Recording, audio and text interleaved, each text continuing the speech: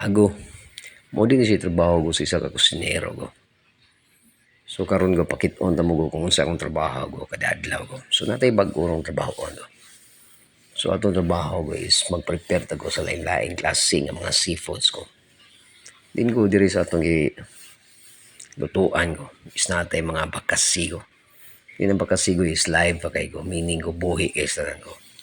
Din ko tanawan nyo ko kung saan na to pag-prepare ko, kung saan na to ko pagpatay sa live nga bakasi ko. So imong buhaton ko is magpabukal kag tubig init ko. So hugasan sa nisi mo una ko kay naman na siya magdangog-dangog nga yung mga lawas ko. Then kita ko careful to ko kung magluto ta og bakasi ko. Kay kanang bakasi ko is exotic na siya nga isda ko. Then sikat sa nako diri sa lugar sa Cordoba ko. Pero ang ato diri ko is ato pangitag pamaagi ko nga atong i-twist ko ang bakasi ko nga aromatic kay siya ko. Sugo ang atong mino nga buhaton ani ko is ato siyang i-crispy ko. So kaning bakasi ko tagsar kay magluto ani ko. So aktura din mo makitaan ko sa Pasig ko, sa Cordoba ko, o sa kanang mga palengke ko. Naagi na siya ko kay daghang kay ganahan ani bakasi ko. Din kaning bakasi ko ningon sa lago nga Viagra daw kuno niko. Pero di sa ko ka-probe ko ha. Mga ako ko is ako lang ning gidiscuss sa inyo ko kay mao ni akong bag-o nga ipangluto karon ko nga dinaghan ko kawa-kawa ang atong lutuon ko. So karon ko ato na siyang gamitag sapyaw ko aron mo drain to go ang iyang mga excess nga fat go. Then og ang iyang excess nga mga aroma go. Meaning ko kaniya mga langsi go. So sa ako agong style ko is ako siyang pakuratan ko og lapwa ko. So siguro ko mga 10 to 15 seconds ko ang paglapwa nimo ko. Kay para dili siya malata ko.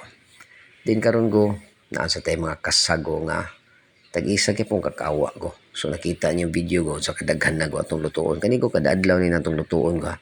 Kata tay mixed seafoods ko. Diri sa tong food shop ko nga kawa-kawa ang atong ipangluto ko. So imo lang na siyang lapuaan ko. Kay butangan ni mog salt ko, goods na ko. Kay ato ni siyang buhatan ko, butter sauce ko o Cajun sauce ko. Kay kanang Cajun sauce ko mo na siya kusog ko diri sa atong food shop ko. So nakita ni mo go, once gani go nga mo orange na gani ang color na yung crabs ko. That's the time go. Ngayon na siyang i-pull out ko. Ayog i-overcook ko. Para juicy gapon ko. Then go mo na ng finished product ko sa atong mixed seafoods ko nga tag-isa ka kawa ko. Pero actually go mahurot tag upat ka kawa kada adlaw or padung sa 5 to 6 ka kawa ko.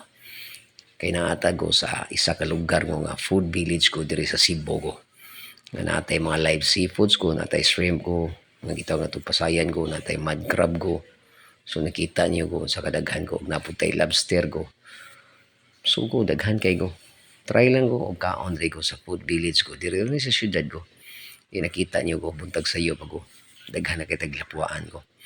So natay mga crabs ko, natay mga pasayan ko, natay mga scallop ko, natay mga tahong ko. So daghan tag mga variety ko sa atong seafoods diri ko. Di na po tayo mga lato ko nga gisalad na to ko. So morning atong food shop ko. Gamay kay siya tanawon ko pero daghan kay mga onry ko. Actually go mag-start ni siya kaon ko 10 AM ko. Hantod ko sa 10 PM ko.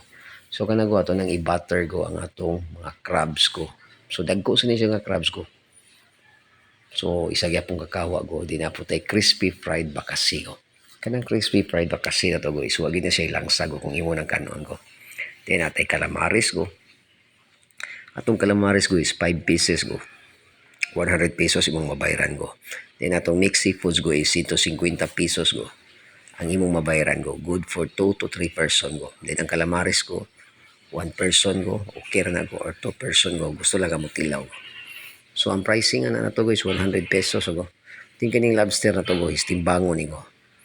So karong adlaw ko nakaluto tag isa ka lobster ko. Nitimbang siya go og mga 600 grams ko. Ang nabayaran sa customer ko is 3,000 ko.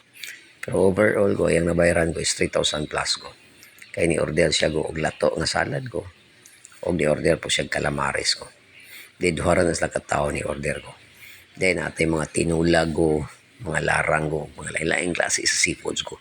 So kung musuroy ka dito sa kuha go sa food village ko diri sa syudad ko, dito nimo makita go ang pinakadaghan nga seafoods ko nga wa pa nimo makita sa ubang tindahan go. Sikat ni siya go, naara din siya sa Cebu go. No, na calamaris na to go. Na inigkaon nimo go, crispy outside go, juicy inside go, then perfect golden brown ang pagkaluto go.